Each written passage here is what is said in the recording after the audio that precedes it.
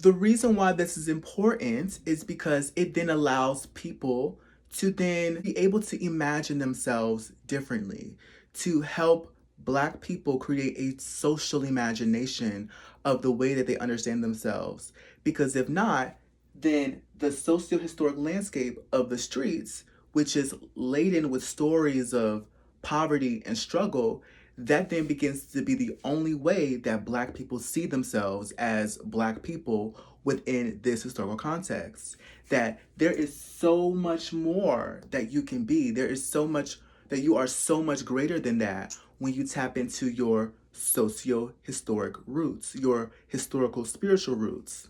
Become a source of beauty and art and culture and education, that you use your Orisha as a blueprint to be able to name your live world and materialize your reality.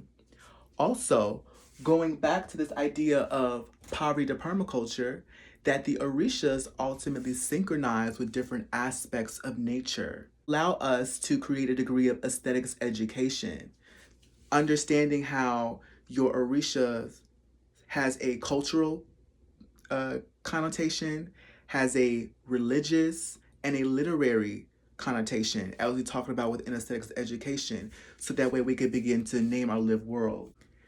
Long story short, I want to be able to show you that you are so much more than a gangbanger. You're so much more than a person from the streets. That within you, housed within your unconscious, is access to all of these different orishas, that's who you're connected to as Black and brown people. And when you begin to understand these stories, these mythologies, you then begin to see how they animate themselves within your lived experience as a person.